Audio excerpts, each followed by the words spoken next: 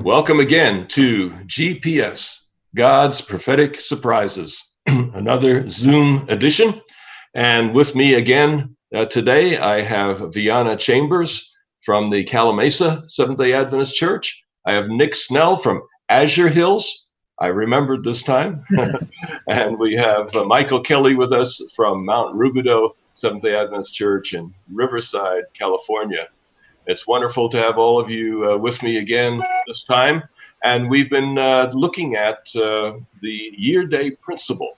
We've been talking about Revelation 12:14, where you have the time, times, and half a time, reference to Daniel 7 and so forth, and how the year-day principle was very, very central to Seventh-day Adventist background and history, but that sometimes the younger generation today has some challenges, and we'll tackle that in the course of this program.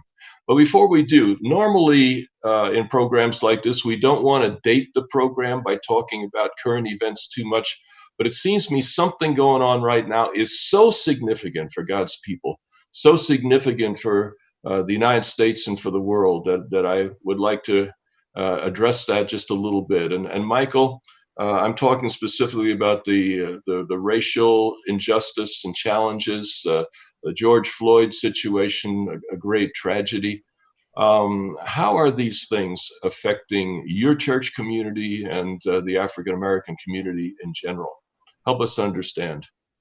Yeah, I think the best way I always explain to people is a little while ago, years and years ago, over 15 plus years ago, I actually had the chance to meet Michael Jackson.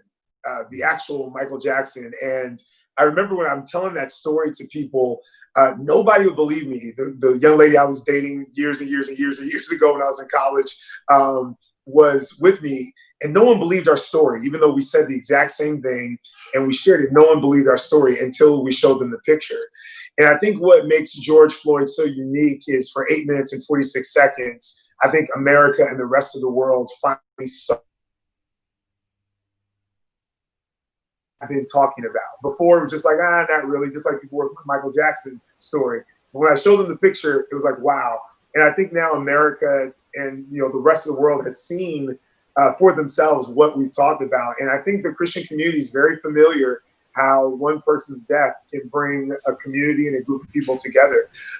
So what we just believe that this is done is it's an opportunity for us to really be the church. I think the church should be leading the front on these issues. And I don't think it's an accident that this happened when the world was at a standstill for all intents and purposes. So our complete attention is on it. And so now I just think we need to continue to look at the Bible to guide us in how to be at the forefront of the issues. The last thing I'll say is, when somebody's hungry, you don't pray for them. You actually can pray and give them food. And when it comes to justice, this isn't an issue we just pray about. It's something we actually put our works behind as well. Mm. Well, what can people like Nick and me that look like us, what can we do to make a difference at a time like this? Yeah, I think there's been a big part where people have said, listen. And I think that's important. But you did say specifically, like Nick and yourselves. And while you guys are, my white brothers, I don't put you in the same category as someone who's completely ignorant to this, because you know about the history of our church and Black conferences. I think as being people of the Bible, particularly Christian Seventh-day Adventists, you guys know about this idea of justice. So I think the most important thing is to be alongside and also take the lead in conversations. Yes, be a listener, but also be active in speaking up and being a voice for those who have been talking. It's one thing when I, as a Black person, say these things. It's other things when both of you all say them the same things as well, because it just has a different ring and a different tone. Mm-hmm. Well, it reminds me a little bit of a good friend I had back in college. His name was Gregory Allen.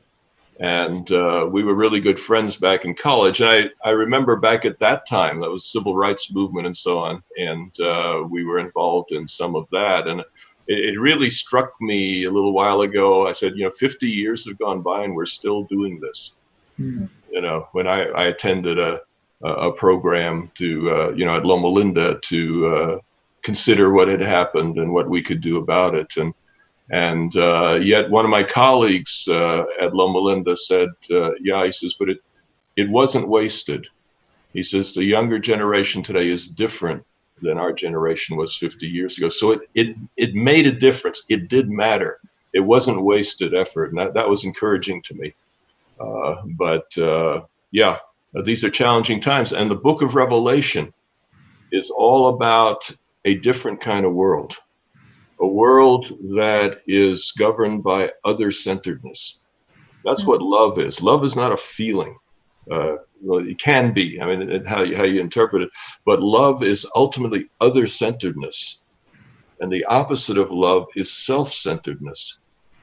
And when we divide ourselves up by race and divide ourselves up by political parties and divide ourselves up in so many different ways, that's corporate selfishness. And at its root, I think racism is a spiritual problem. It's a problem of the heart, and is not likely to be resolved by legislation and things like that. But the book of Revelation talks about a path that the church can and should be doing that will lead all people to see that other-centeredness is really the crucial thing. And when we grasp how God looks at us, how God's love is other-centered, when we grasp that, it changes the way we treat other people. I kind of ran on a little bit here, but I'm passionate on this. Anybody else want to say a word? Yeah, I feel like I grew up in a very multicultural place at Andrews University. There's Adventists from all around the world there, and having friends and from different races and backgrounds. And even still, I feel like this time that we're in is so valuable because it's heightened my awareness, and I really have been motivated to look into it more, and watch some documentaries, read the book Let Justice Roll by Dr. Perkins, and it's really been so helpful to me. And so I've really appreciated the invitation to listen, and appreciate the invitation to partner as well. And I do want to join in this. So thank you for that. Yeah, and one thing, nowadays when I go out for a walk and I see a person of color, I never used to do this, but now, just stop at appropriate distance, of course, and just say, how are you doing? Mm-hmm. Are you okay? And I don't mean just COVID-19, but just the whole dynamic. People may wonder, I think some of white folk may look at us, aren't they making a huge deal out of one incident and so forth? But what I don't think people understand is that when you live in some fear, every time you see a police car, and yeah, we all kind of, just a little bit with a police car, but it's different. If you're black, it's different. And there's a real fear. And when you've lived a whole life with that, a national incident like this can totally change your psyche. And I'm beginning to sense that myself. And I appreciate, Michael, you sharing with us. And the connection with Revelation is the bigger picture of what God is seeking to do. The tree of life is for the healing of the nations. That means the healing of relationships among people. I don't think racism will be totally done at the second coming. I think when we get into the millennium, we're going to be seeing people there that maybe we didn't want to live with here or didn't like being with here. And the tree of life is a place where people are going to mend those relationships, not as sinners, perhaps, but still we bring our personalities with us and our lack of understanding on many things. So, yeah. Well, thank you, Michael, for sharing from the heart. We appreciate that very much. So we're talking about year-day principle here in the book of Revelation. Now, you see, now I think we can feel what Nick and Viana said last time. It's like, I'm not sure this subject is all that relevant, Yet it was burningly relevant. And if we were to say, well, what the Adventist pioneers understood doesn't matter, what so many Christians for hundreds of years understood Doesn't really matter. Maybe they were just mistaken. But I'd like to suggest that the year-day principle does have a solid basis. It doesn't have to be biblical in the sense that the Bible itself states the principle, but there's a thing called theology, systematic theology, where you look at history, you look at the scriptures, you look at experience, you look at psychology, you look at sociology, try to bring all those things together and say, what are the implications of what the Bible is teaching? I think when you do that, you see something here you might not have seen before. Now, Seventh-day Adventists come with a perspective of two things bring to this subject. Number one, the idea that God knows the future and is willing to reveal it. And two, that he sometimes does that with a series of historical events. All right, those are two fundamental things. There's no statement in the Bible that says the year-day principle. But if God knows the future, and if he's willing to share it, then reading it in that way is not impossible. All right. Any of you want to react to that? Yeah, so I think here's always been, I think, the question for a lot of generations, and like you had prefaced in the earlier part, that maybe a younger generation looks differently as the way they're viewing the scriptures. So with what you just said, with the idea of God knows the future, and sometimes he uses history to show that he knows the future. If you took away the year for a day principle, does that take away that truth and that reality? Mm-hmm. Yeah, that's the question. And I think something would be lost. In another sense, maybe you can get what you need out of the Bible without knowing that. There's a lot of people who'll be saved that don't know much theology. So isn't there a song about that? Don't know much theology. But anyway, Viana, you said you had questions. Go ahead, Michael. No, I guess I was saying, like, I don't think that principle, if moved away, even our theology, I still don't see it crumbling with that being moved away. Okay. Viana? Yeah, I would even want to go back before the Adventist interpretation of the year-day principle. I know the Adventists maybe are not the only ones who see it that way, but maybe the original readers. And do we have any maybe insight on what it meant to them when they saw these times? Mm-hmm.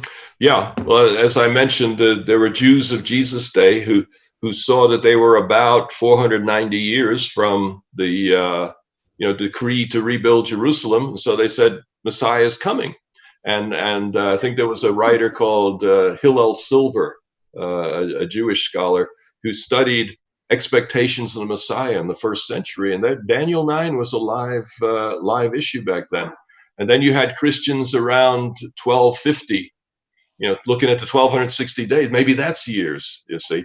And then you have, as you get toward the French Revolution period, people looking at the 1260 and saying, well, it's interesting that a 1260-year period in the middle of Christian history would make a lot of sense, because we're seeing that, there was one dominant church for about 1200 some years, and it seems to be in decline and no longer have the influence that it was. Could that be what is happening? So it seems that history and current events have always driven it. But the question I have is, is there something in the Bible that would equate days and years?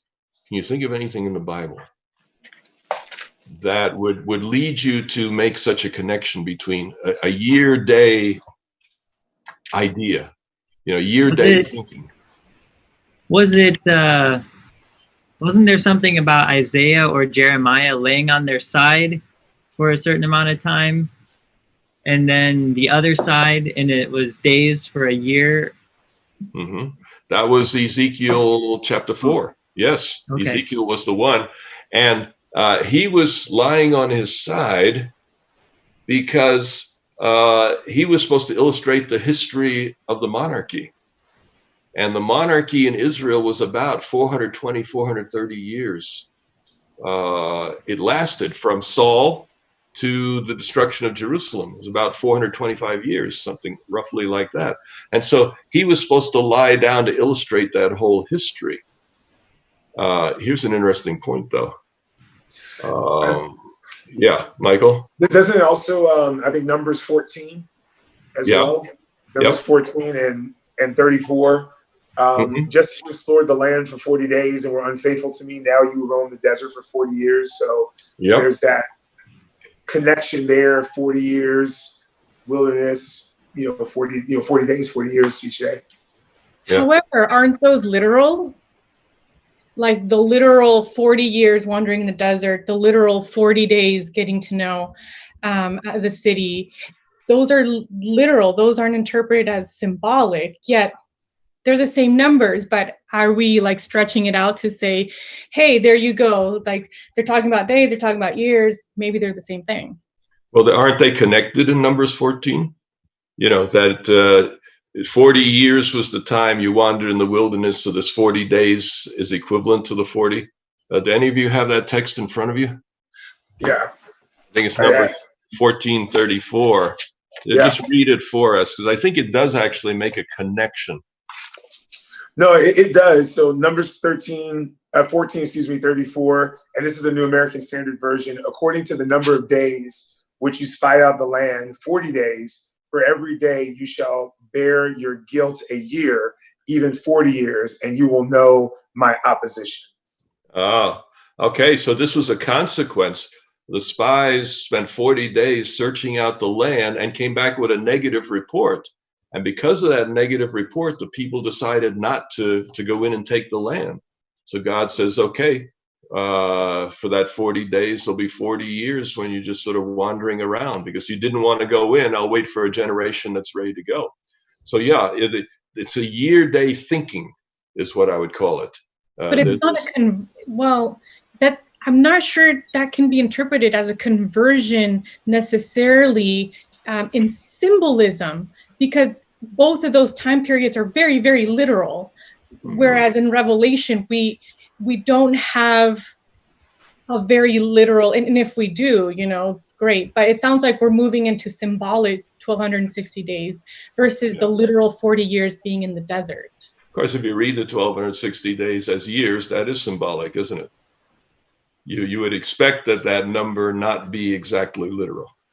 So that actually, I think, is an argument one could make for the year-day principle, that the fact that it's 1260 days is too obvious if it's taken literally, that perhaps a symbol is intended. I guess I would say that the challenge, because I hear what you're saying, like Exodus is not being symbolic. It's a consequential. It's like, you did this for 40 days, so I'm going to do this for 40 years. But that same concept hermeneutically, I don't think is being used in prophecy, because, Exodus is not this prophetic kind of language or anything that's being used. It's actually God responding to an action versus being prophetic, as maybe he would in Daniel 9:25 versus, and also, Revelation 12. Mm-hmm. Yeah, as a slam dunk proof for year-day principle, neither Numbers nor Ezekiel works, because first of all, Numbers is not a prophetic text in the sense of giving you that broad principle. God is simply saying, for 40 days you did this, therefore the next 40 years you're going to do that. But he makes the connection between the two. So you have an action of 40 days produces a result of 40 years. Now with Ezekiel, an action of 40 years produces a result of 40 days. So it's the opposite. So these two texts together are not stating a principle of how to interpret prophecy, but what they are illustrating is that Hebrews thought days and years were equivalent. You see, you have 6 days and then comes the Sabbath. You have 6 years and then comes the rest of the land, and so on. So there's year-day equivalencies are there. And so what's clearly biblical is not a year-day principle as such. What's clearly biblical is year-day equivalency or year-day thinking. And you know what? This goes outside the Bible. Hammurabi, the king, reigned 30 years in Babylon. This is way before Nebuchadnezzar, around the time of Abraham. And we have documents, they're written on stone, actually, before papyrus, etc. There were these stone documents that tell us they threw a party of 30 days to celebrate his birthday, one day for each year of his reign. So that year-day thinking is more than just something that happens in the Bible. It was a very ancient concept. And so you have year-day thinking, and you have these texts that support that. So how do you get from year-day thinking to a year-day principle? Anyone have a thought? That's a good one. I mean, what you were saying earlier, just seeing how it can line up. It's like, oh, it kind of worked in some situations in the Bible. We see the connection, and we're seeing the connection in our history as well. So you have biblical support for reading it that way. Not a biblical mandate, but you have biblical support for thinking, something said in days might be years. And there's a lot of biblical texts where it talks about days and then says, well, we mean years. So that's very, very common. I think there's a dozen or so places in the Psalms, et cetera, where in poetry, it'll talk about days and then switch to years. And it's talking about the same thing. So yeah, Michael. So would that mean then, because I really enjoyed what you said, I wish I had tweeted that out because that was really good. But would that mean then, based on that interpretation, because there's that kind of thinking, we would have to see the context to determine whether or not we should apply that thinking. Right. The context of which it's in there. Yeah. So because the Bible is not consistent when it talks about prophetic time versus literal time. There isn't always that year-day principle being used. Yeah. And I would suggest it's probably not wise to, every time you see the day in prophecy, to think that that's a year or a number of years. Because, for example, you have the day in which Babylon falls in Revelation 18, I think. Is that a year? Is that what it's trying to say? Or, you have 5 months of the locusts. Is that supposed to be 150 years or not? I have a suggestion. Let me share with you the way I handle this, and then you guys come back if it doesn't satisfy. All right. First of all, I would suggest that unusual numbers are a trigger. The Bible writer using numbers that we don't normally use. Okay.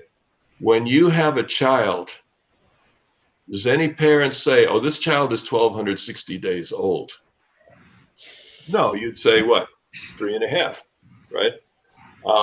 Would you ever say, oh, this child is 2,300 evenings and mornings? Probably not. You wouldn't even say 42 months, right? You do months up to 24, but after that, it's a 2-year-old, right? So, oh, my child is 16 months old. Yeah, that's okay. But 42 months kind of crosses the threshold into a weird number, all right? Sure. So I suggest for Seventh-day Adventists, the critical year-day passages all have weird numbers. 1,260 days, times and half a time, 2,300 evenings and mornings, 70 weeks, You wouldn't say that either. It would be, a year and a half, something like that, you see? So I think one trigger would be the use of unusual numbers, Viana, would point you toward a symbolic use for that term, days. A second thing is that you needed to balance long-range prophecies. Let's go to Daniel 7 for a moment. In Daniel 7, you have Rome. Well, you start with Persia, and then you have Greece, and then you have Rome, and then you have this little horn, all right? And the little horn is the biggest, baddest character of them all, okay? Greece and Persia and Rome all lasted like hundreds of years. But suddenly you get to the little horn, and it's 3.5 years. It's not proportionate, okay? And not only that, if the prophecy goes to the end, you have a big gap. You have a little horn, 3.5 years, and then what? Then you're at the end. But if it's a year-day principle, it fills that whole period in, you see. And so at least from the Adventist pioneers' perspective, that 1260 days as years was necessary to bring them all the way to the 19th century where they were. Interesting. Now, another thing I would suggest is that in each of these references, there's 5 references in Revelation to 42 months, 1260 days, times and half a time. Every time it's in a chain prophecy that starts with John's day or Jesus' day. In chapter 11, it starts with John. You know, you must prophesy again. And then it goes into chapter 11, and then you have the 1260 and the 42 months. So it starts with John's day. Chapter 12 starts with Jesus' day. Then comes 1260, and then you have the end time in chapter 11, chapter 12, chapter 13. So the 1260, 42 months is always sandwiched between John's day, Jesus' day, and the end. So filling that whole period as a period of years, I think it makes the most sense. And it's always the middle stage. It's never the end stage or the beginning stage. So that would suggest to me that the year-day principle is a legitimate reading. One last thing, and then I want to hear your reactions. I make a distinction between exegetically compelling and exegetically defensible. When a church comes up with an idea and a doctrine, it should be able to defend it from Scripture, but not every teaching is going to be compelling. Does that make sense? That can we accept that something is defensible from the Bible? I mean, is there a better interpretation of Daniel 8 than 2,300 years? I mean, I've looked at a lot of interpretations. They're all a little bit slippery. Daniel 8's a tough text. So to be able to defend it, I think, is necessary.